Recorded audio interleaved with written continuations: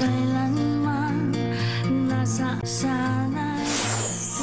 Mga kapatid, misunderstood. Number 3, Katrina Halili. Welcome natin siya. Hi, Kat-Kat! Nako naman. Wow! Sexy, ano? Hello, Kat. Halika. Ay!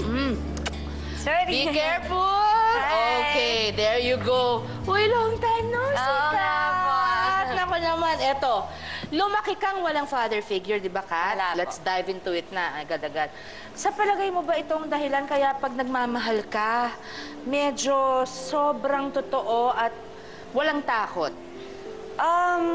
Siguro po, opo. Kasi, simula nung nakakasama ko na yung father ko nung mga 2009, as in, 2009 sa bahay na, sabi nung nanay-nanayan ko, alam mo, siguro kulang lang talaga yung parang naghahanap lang ako ng tatay ko.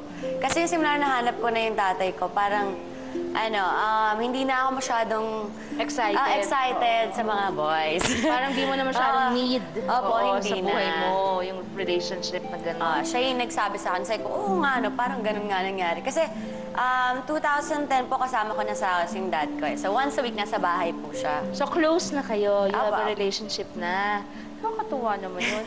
Eto, 2 beses kang naging sexiest Pinay, di ba? Ng isang men's magazine. 2? 2 beses. Ay, ako 5.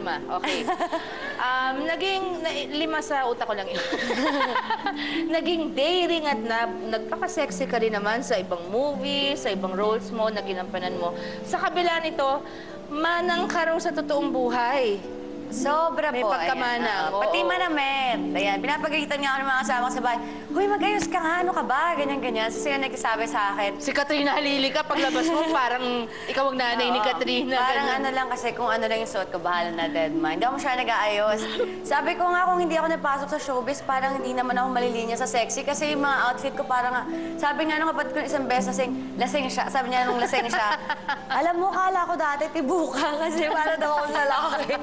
Tapos yung kilos ko pa, parang lalaki daw. So, cowboy. Totoo? Hindi naman, cowboy lang po. Hindi naman ako talagang sweet na sick, gano'n. Hindi demure. Hindi po ako demure. Ayun. So kahit nung nasa-sexy roles ka na, pag sinabi ng director, cut, balik ka pa rin dun sa... Balik pa rin. Kaya lang nalilinya ako sa sexy kasi siguro sa katawan ko po. Na hindi mo naman kasalanan magkaroon ng katawan na ganyan. Hindi ko kasalanan, no? Oo, ako bibiling ko yan. Huwag kayo mag-alala. Kanina pa ako, Sinasaniban na naman ako. Ayan. Eto, Katrina. Hindi natin maiwasang di pag-usapan to. Pero minsan sa buhay mo, parang naging kontrabida ka sa buhay ni Doktora Vicky Bello. At syempre, pinasok mo pa rin kasi daw ang relationship with Hayden ko. Naku, kung pwede na huwag na pag-usapan. Kahit alam mo daw na sila pa noon ni Vicky. Bakit mo nagawa yon? May mga pangako ba? May mga... Naku, ayoko na yun open. Siguro, basta po kasi baka meron lang hindi pa nakakaalam. Basta po yung time po na yun, na in love lang ako. So, yun lang po yung pagkakamali ko. And inamin ko naman sa mga tao. Actually, nung lumabas nga yun, lumabas agad ako sa TV eh. Pinaramdam ba niya sa'yong in love din siya sa'yo? Or... Oo naman po. Alam naman po niya yung totoo. So, yun na lang hindi po. ka naman may in love ng ganun sa lalaki rin kung hindi rin pinaramdam sa'yo eh. Diba? Opo, diba? Alam man ako lang ako. So, dalawa po kami doon. So, kung tapos na po yan sa dead man na lang. Oo, kasi pagkakataon mo lang linawin to, di ba? Opo. Dahil naging napaka-controversial ng subject na yon. Dahil meron pang pumasok na, syempre may pumutok pang video. Yung tabi-tabi po sa mga bata, pero yung, alam natin, yung sex video na napakatapang na hinarap ni Katrina talaga. Ginawa mo daw ito dahil hindi mo maipagtanggol ang sarili mo ang pagkababae mo kung di mo gagawin ito di ba? So you really came out in the open, nagkaroon ng napakalaking issue, nasali pa hanggang Senado, umabot ito, di ba? Merong mga naiintriga, ginawa mo daw ito, I don't wanna pero para lang malinaw, para daw maisalba ang career mo. Kailangan bang salbahin career mo noon o mainit pa yung career ni Katrina? Hindi po totoo yan. Sandali. Sa totoo po nung napanood ko po, actually, ako hindi ko masyado makita kasi malabo Hindi mo alam? Hindi ko po alam. Ang napanood ko po yung ibang girls po. So, yun. Tapos, nasaktan po ako. Ninenervyos ka na?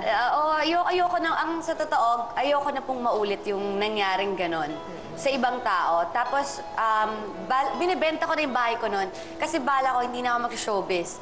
Uwi na ako ng Palawan. Sabi ko, hindi, uwi na ako ng Palawan. Sabi niya, paano pag may kaso kasi ko, uwi na lang ako ng Manila, tas Pero kailangan ko kasing lumaban, ayoko na kasing maulit yon. Wala naman akong pakialam kung manalo ako o matalo ako. Ang akin, gusto ko mag-stand para sa sarili ko at saka para hindi na yun maulit sa ibang tao. Para maging aware yung mga tao na ganon. Yun din ang issue ko actually dun sa na-involved na lalaki. 'Di ba? Yung hindi na kailangan gawin, parang nagkaroon patuloy ng gulo dahil merong ganun. Sana wala, kasi wala akong kilalang ibang lalaking ganun. Sorry So, medyo kahit okay na kami ni doktora, di kami okay nung... Just being honest. Pero ate, hindi po totoo na para isalba ko yung career ko. Kasi sa totoo, nagpapaalam na ako sa GMA noon. Nangyari lang, binigay sa akin yung Rosalinda, yung parang may TV series. Binigay sa akin. Kasi ko, hindi mo na tatanggap. Sabi ko, sila po yung nagpilit sa akin na, hindi, kailangan mo to para makalimutan mo yung mga nangyayari sa'yo. Actually, oo. Kaya ako po siya natanggap. So, nangyayari... Tsaka hindi, artista ka eh. It's your right. Kaya tanggapin mo ang isang offer o hindi. Sa totoo lang, ayoko tanggapin kasi po, di ba, nilalaban ko yung kaso ko. Punta ako ng Senate, punta ako ng ganito, iyak ako ng iyak. Tapos punta ako ng korte, tapos sa TV, ang maldita ko. Di ba parang ang nakakaloka kasi sa news, parang ape ako. Tapos pagdating ng mga ilang oras lang, ako lang aape. Kasi hindi ko po ata kaya panoorin yung gano'n. Life has to go on. Hindi pwedeng yun ang mag-paralyze sa'yo.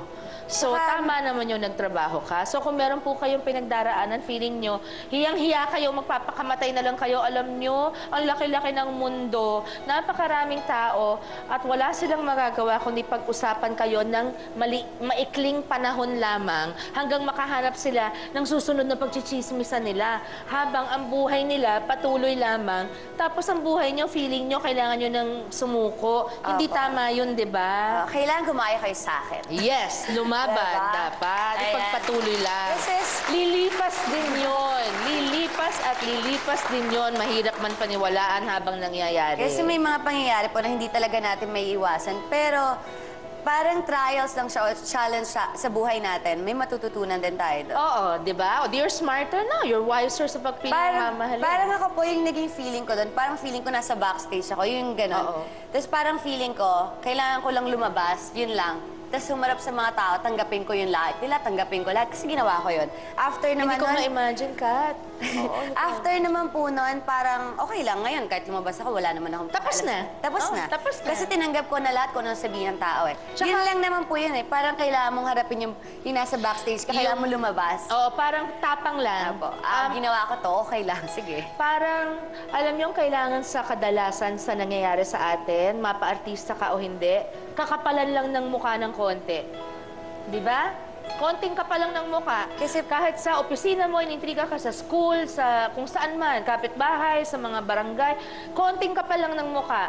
Harapin mo, after that, makakatulog ka na mahimbing. Kasi tapos na. Kasi pag inisip natin yung mga tao, parang lalo tayong manghihina. Tama. Dapat isipin natin sarili natin. At isa pa to, marirealize ninyo, dahil ito na-experience ko na, I'm sure na-experience mo din, yung tinagal at pinaghirapan ng kalooban nyo sa pag-aalala, mas matindi sa pag naharap nyo na at natapos na. Di ba? Di ba? Parang mas matagal kayo nag-alala, mas masakit yung pinagdaanan nyo na walang kayo ng tulog, di kayo makatulog, di kayo mapakali. Yung pala, nung hinarap ninyo, yung takot ninyo, nung nilabas nyo na yung tapang nyo, nung natapos na, ang ikli. Yun lang pala yun. So, tandaan nyo, huwag masyadong nag-aalala. Mas maganda yung lubusin mo na. Yung totoo pong problema, tayo lang. Isip lang natin, hindi isip talaga ng mga tao. Right. Tsaka, actually, kung isip nila yun, problema na nila yun. Diba? Anyway, eto po. Mas makikilala pa natin ng husto si Katrina sa pagbabalik ng Sharon kasama mo, kapatid.